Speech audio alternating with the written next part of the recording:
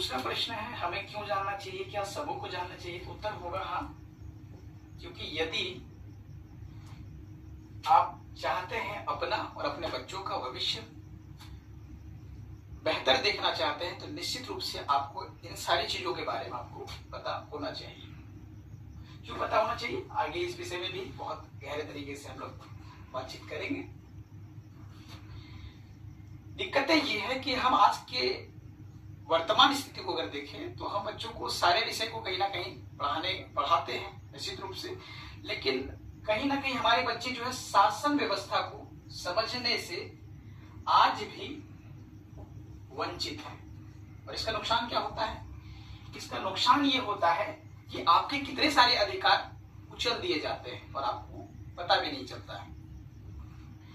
इसीलिए हमें इस विषय को कहीं ना कहीं बहुत गहरे तरीके से समझने का प्रयास करना है। इस विषय को हल्के में नहीं लेना है, क्योंकि ये विषय जो है बहुत गहरे विषय है आमतौर पे, लेकिन इस विषय को लेकर जो परसेप्शन बना हुआ है, जो विचारधारा बनी हुई है समाज में, वो कहीं ना कहीं गलत धारणा बनी हुई है। लेकिन हमें क्या करना है, इस विषय को समझने का प्रयास करना है, क्योंकि इसी में हमारे सारे अधिकार छुपे हुए हैं। अगर इस विषय को हम ठीक तरीके से अगर समझ लें तो हमारे पास जो अधिकार है उसका ठीक तरीके से हम प्राप्ति कर सकते हैं।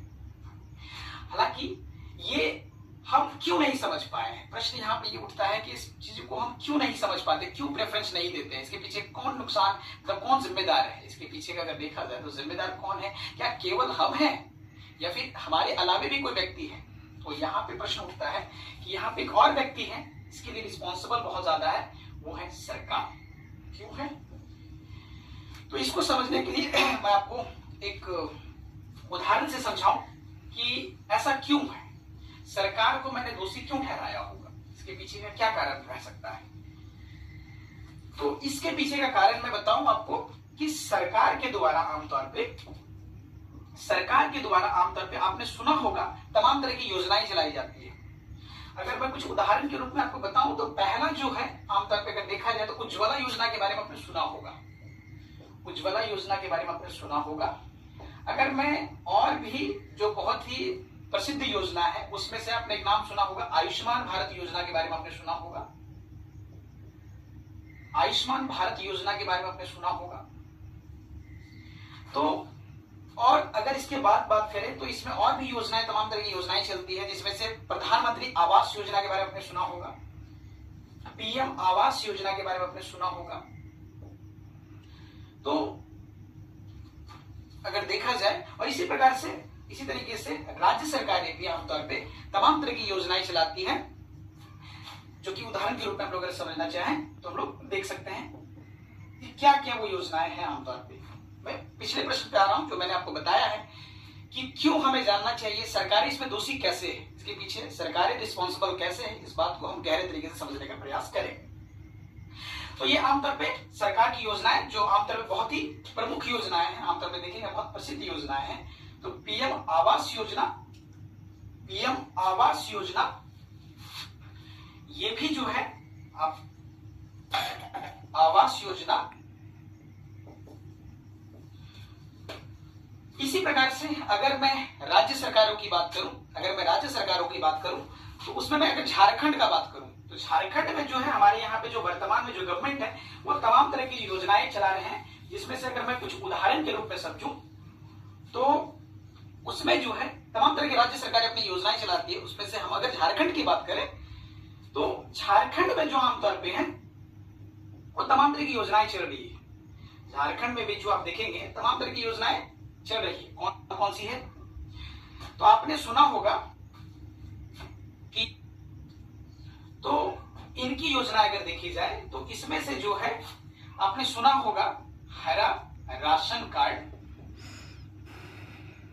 योजना। अगर मैं कुछ और इनके जो है कुछ प्रमुख योजनाओं के बारे में बात करूं तो उसमें से एक और है, इसमें आपने नाम सुना होगा सोबरन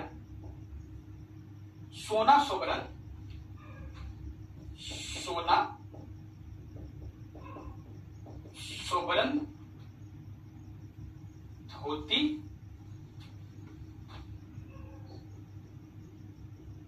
साड़ी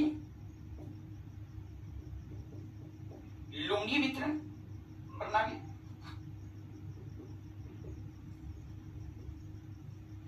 तो इस तरीके के और अगर हम कुछ अगर उदाहरण के रूप में समझने का प्रयास करें तो इसमें से एक है सर्वजन पेंशन योजना।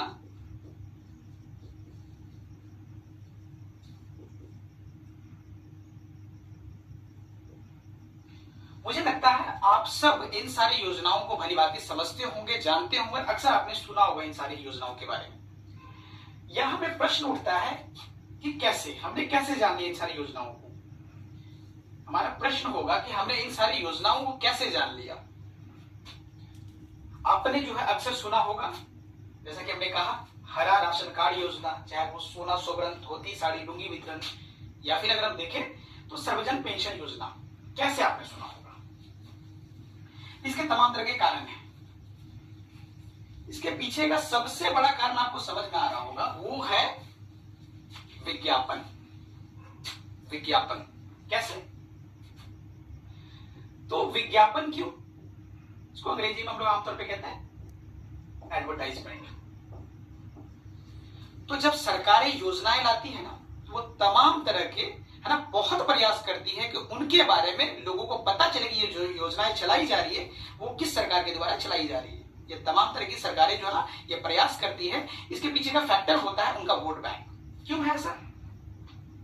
इसके पीछे का कारण है उनका वोट बैंक।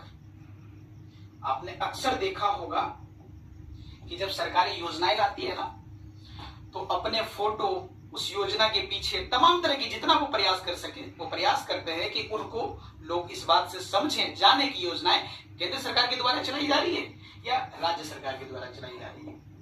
वो अक्सर प्रयास करते हैं कि योजनाएं केंद्र सरकार के द्वारा चलाई जा रही है या राज्य सरकार के द्वारा चलाई जा रही है। ऐसा क्यों करते होंगे? तो जैसा कि हमने कहा, इसके पीछे का फैक्टर है वोट बैंक। वोट बैंक के लिए वो मैक्सिमम ये सारी चीजों को करते हैं।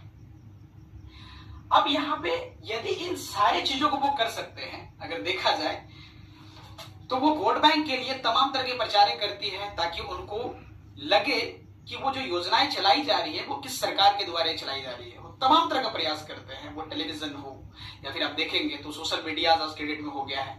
तमाम तरह की योजनाएं वो जो चलाते हैं उससे पहले तमाम तरह के प्रचार उनकी पोस्टरें लगती है कि ये योजनाएं किसके द्वारा चलाई जा रही है, जिसकी वजह से आपको मालूम पड़ जाता है, चाहे वो आप पढ़े लिखे हो या ना हो।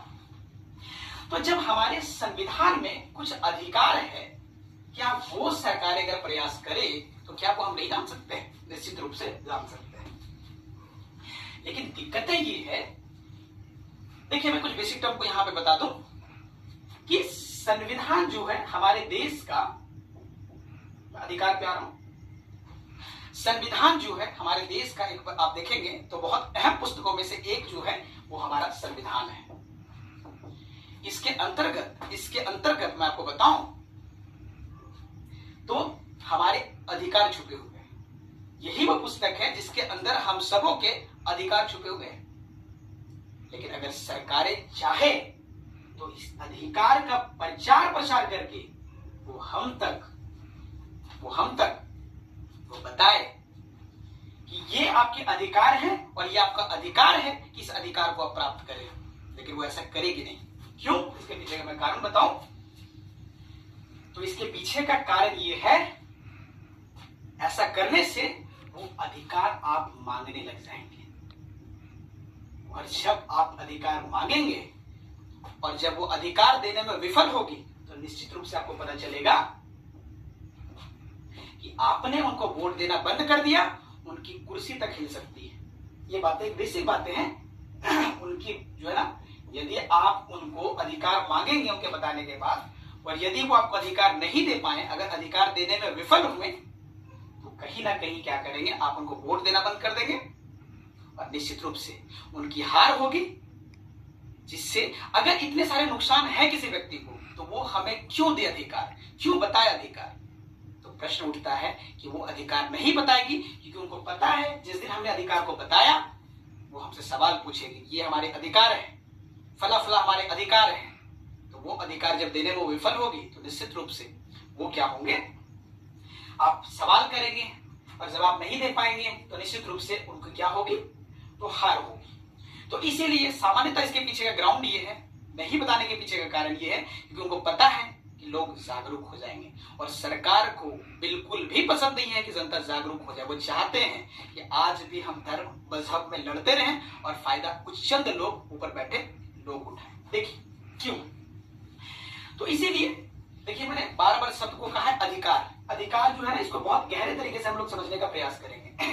ये जो अधिकार है ये हमें आसानी से हम समझ नहीं पाएंगे, क्योंकि इसके लिए ना बहुत सारे फैक्टर्स को हमें समझने पड़ेंगे, तब जाके इन सारे राइट्स को हम समझ सकते हैं। क्योंकि इसमें जो बातें होगी वो जो हमारे फंडामेंटल राइट है, मूल अधिकार है, मैं अगर कुछ शब्दावली का यूज करूं तो हमारे यहाँ पे आर्टिकल, जो संविधान में आमतौर पे जो है आर्टिकल चलता है, जिसको हम लोग अनुच्छेद कह देते हैं। तो इस अनुच्छेद में, इस अनुच्छेद के 12 से लेकर 35 तक के अनुच्छेद में हमारे मूल अधिकार लिखे गए हैं। अब ये मूल अधिकार क्या है, एक एक करके हम लोग बारी बारी से समझेंगे, लेकिन पहले मैं इस मुद्दे को क्लियर कर दूं, इस बात को क्लियर कर दूं कि अधिकार जो है सरकार अगर चाहती तो हमें बता सकती थी, लेकिन वो बताएगी नहीं। जैसा कि हमने कहा, उनके वोट बैंक खत्म हो जाएंगे, उनकी कुर्सी हिल सकती है, इसीलिए वो ऐसा बताएंगे नहीं। तो देखिए, इसीलिए हमें कहीं ना कहीं शासन व्यवस्था समझना बहुत जरूरी है और हम सबों को शासन व्यवस्था समझना ही चाहिए, क्योंकि आप शासन व्यवस्था जब तक जो है हम इस तरीके से लापरवाही करेंगे तो ऊपर बैठे कुछ लोग जो है इसका लाभ हमेशा उठाएंगे और इसका नुकसान हमें लगातार पिछले कुछ समय से हम लोग देख पा रहे हैं और हमें और भी देखना पड़ेगा। आए दिन आप देख पाते होंगे बेरोजगारी, तमाम तरह के जो विषय उठ रहे हैं, है ना, जो कि आए दिन जो है ना वो हिंदू मुस्लिम तमाम तरह की चीजों को लेकर वो ना लड़ाने का प्रयास करती है, वो दरअसल हमें अपने मुद्दे से भटकाने का प्रयास करती है। इसके पीछे का मेन फैक्टर होगा कि दरअसल वो हमें अपने मुद्दे से भटकाना चाहती है। वास्तविकता जो है वो देने से जब वो विफल हो जाती है तो हमें आम तर्क को लड़ाने का प्रयास करती है। तो हमें इन सारी बातों में नहीं उलझना है, हमें प्रयास करना है इन बातों को ठीक से समझें और हम जो है उनसे अधिकार, अपने हक जो है, हमारा हक है, वो मांग सके ठीक से। तो हम लोग आज जो हम लोग, ये तो हमारी एक बेसिक अंडरस्टैंडिंग हो गई कि क्यों हमें समझना चाहिए शासन व्यवस्था, समझ के हमें क्या लाभ होगा, क्या फायदा होगा, क्या सबों को जानना चाहिए। तो निश्चित रूप से जैसा कि हमने कहा कि हम सबों को ये अधिकार जानने चाहिए।